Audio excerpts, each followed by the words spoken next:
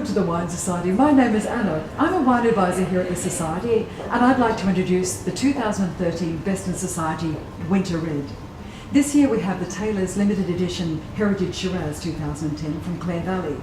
Now, this wine is normally available only at Cellar Door from Taylor's in Clare Valley, but we've been able to secure the entire vintage to make an exclusive offer of this wine to our members. We're about to cross to the Vintec tasting room behind me to talk with Mitchell Taylor, third generation winemaker and director of Taylor's Wines. Mitchell Taylor, welcome to the Wine Society. It's so lovely to have you here. Thank you, Anna. It's a pleasure to be here. Now, of course, we're here to discuss the selection for the 2013 Best in Society Winter Red. Yeah. And it's a wonderful Shiraz. It's the limited edition Heritage Shiraz, and it's 2010 vintage. Yes. And we're going to taste this in a moment. But Terrific. I would love to talk to you about your beginning in the wine industry. Sure. You're a family wine industry, 3 generations, I believe. Yes. And what was your start? My start, I remember the setting up of the family winery. I actually remember the building and seeing the bricks being made there. And on my school holidays, I used to work on the bottling line. And I remember getting paid 40 cents for a day's work.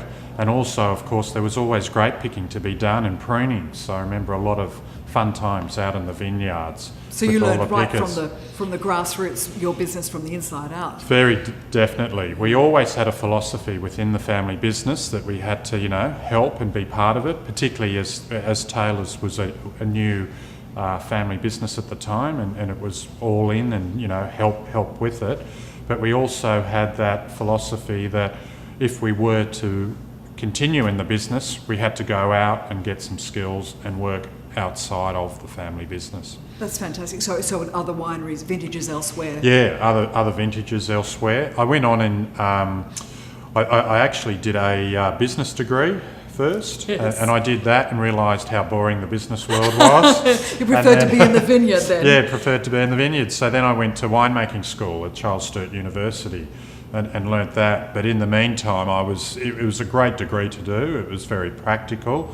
And I was working as a cellar hand within the family cellars. So Fantastic. It was a great experience, to move through with. That's wonderful. Well, what I would love to ask you is what the particular qualities of Clare Valley wine, because, as opposed to Barossa Valley or Margaret River, what is it about the climate and the soil that you have that makes your wine so distinctive?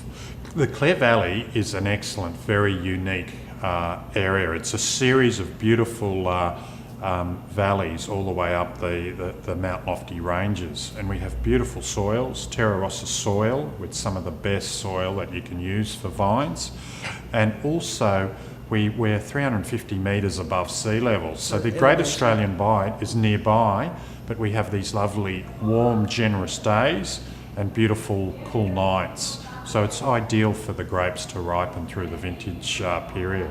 So apparently a long, slow ripening period is very important for concentration of flavour and the acidic backbone in the wine as well. It definitely is. And it really, that's where the character builds up in the grapes.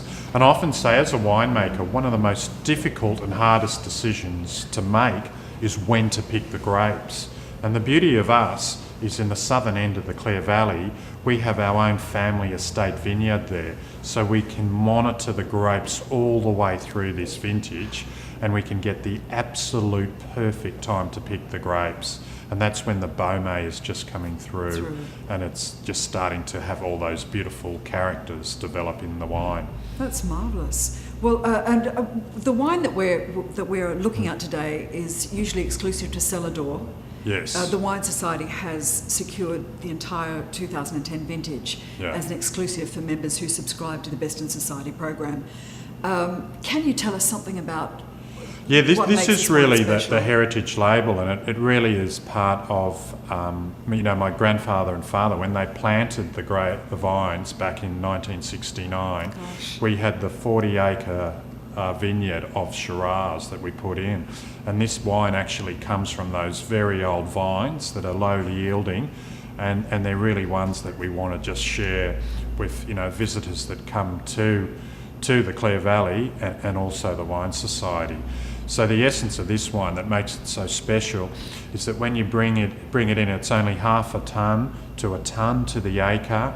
We put it in batches. We put it in our lovely old pot of fermenters that were originally established. We give it plenty of concentration on skins, and then we select the very best parcels to go into American oak hogsheads, and we age it there for 12 to 18 months. Oh, so quite a long time in oak. Oh, quite a long time. And the American oak just works so well with the Clare Valley Shiraz, and we find it gives a nice integrated flavour, comes through the Shiraz tannins very nicely, and it's got a lovely touch of vanilla in it. Yeah, that's always really lovely, isn't it, Shiraz? Yeah. And the style, would you call it more of an elegant style of yeah, Shiraz? quite an elegant style. And the other thing that the Shiraz does so well in the Clare Valley is because we've got this lovely consistency in ripening, and we're 350 metres above sea level, we get a beautiful, generous mid-palate.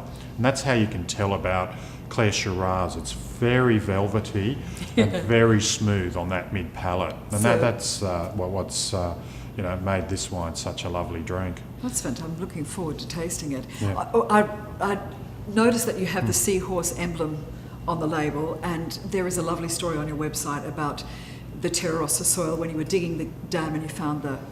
Yes, when we established the winery, my grandfather Big Bill said to us as we dug in that we had to build this dam because we're in the driest state and the driest continent of the world, and that we did a special irrigation for all these vines just to keep them alive. But as we got into the terrarossa soil, it was quite a good omen for us in that we found fossilised seahorses in the limestone, and that showed us that it was a good fertile land, and there used to be an inland sea. But we also used the seahorses as the three generations that established the family business, and the seahorse represents the delicacy and the essence of how we make wines and the house style at Taylor's. I think that's lovely. I've noticed the seahorse before, but I didn't know the significance, and that's a terrific story, Mitchell. So look, if you were to cellar this wine, how long would you cellar it, and what would happen if you put that into the cellar, laid it down? I would say this has got great ageing potential, particularly with the age of the vines and the way we've made it through the winery. So I would give it at least 10 to 15 years.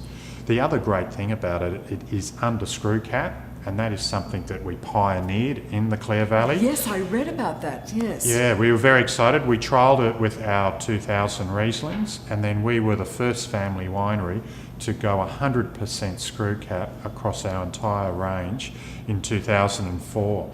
And so what the screw cap means is we don't have any chance of cork taint, we don't have any random oxidisation, and it will actually mean we've able to add less additives such as sulfur dioxide to the wine. It's a huge plus, isn't it? Yeah, a huge plus, and so it will age exceptionally well under the screw caps. So yeah, as long as the cellar is in good, cool conditions, I think there'll be a lot of pleasure in looking at this wine in the future. Seeing how it develops, I think that's marvellous.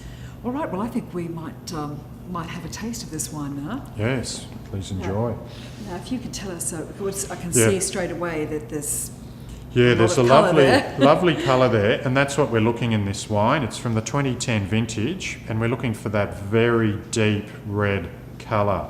And you'll notice there's on the edge of the glass, there's no browning yet. Normally the browning will occur when the wines are aged, and I like, for a 2010, you want to see that deep concentration of red colour.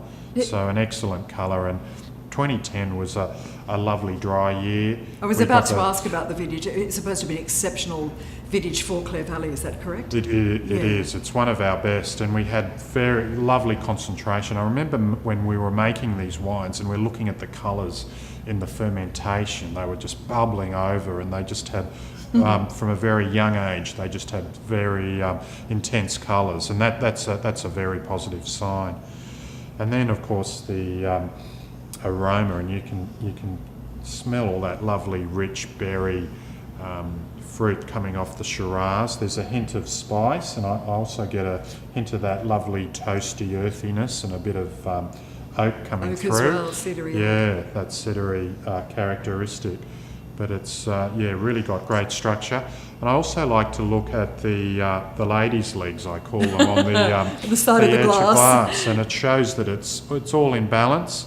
A nice 14 and a half Beaumet we picked this wine at, so good structure with it. So if you're judging this wine, you'd be probably giving it on both colour and smell, you'd be giving it quite high marks. Yes. And particularly the smell's very important because it's now you can almost taste the wine. Your taste buds are working ahead of your mind, telling you that this is probably a very nice wine to drink.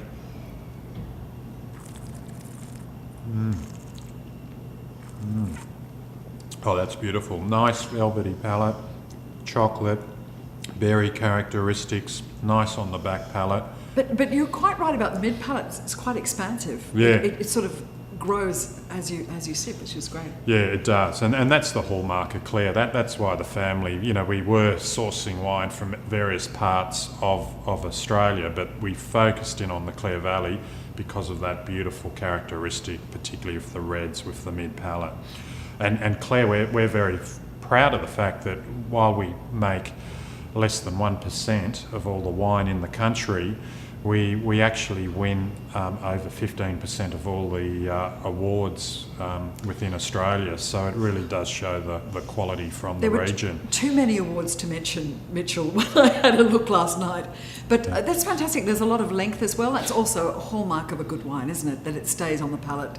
Definitely. You'd love that aftertaste. It really does show the quality of the wine coming through. Mitchell, many of our subscribers to the Best in Society Winter Red like to cellar their wine. Can you give me an idea what will happen if our members do cellar this wine? How long has it got to cellar and what will happen to those flavours? Yeah, this wine, it's a lovely 2010 vintage, lovely fruit flavours, velvety at the moment, but it's got another 10 to 15 years from those old vines. And what will happen, the tannins will get more velvety and soft and integrated. You'll get more of those sort of spicy chocolate flavours that will come through, and leather. So it'll age very nicely. And it's always good to go through and try one every now and then, say 12 to 18 months, and see how it's developing. And I think that's the most exciting thing about cellaring a wine with this kind of structure. Oh, it is. When you've got a wine of this quality, that's the fun part about having your own cellar, is to monitor it and look at how it's changing. And wine's like a bit like a flower, it develops and it looks fabulous at a certain stage. So this wine will probably hit its peak in about another 10 years. Yeah. And then after that, you've just got to be very careful and watch it, because then they start to fade gently too. The fruit starts to drop out, and and I have to say that as it is in its youth, it's robust and the fruit is really forward, and I like it in this sort of state. I certainly would drink it now, but I would decant it before I drank it. Yes, decanting always helps open it up and get a bit of oxygen through the wine. And generally I'd suggest decanting this wine for about anywhere from 6 to 4 hours should be plenty of time. And sure, give it let a good swirl. Yeah, let it open. It's only a trouble when you want to open a second bottle. So. Well, that's right. Yeah. Well, look, the label is absolutely beautiful, and I believe it involves quite a bit of your history. Would you like to tell us? It does. Yeah, this is a very special label for us, and it is the original label that my father created with our very first wines that we released from the winery. And in tribute to it, it's got all the hallmarks of the estate, grown, made and bottled wine, but it's also got our family history on the very front of the label with it. And yes, we're very proud of the achievements that we've had with this wine for over 4 decades now.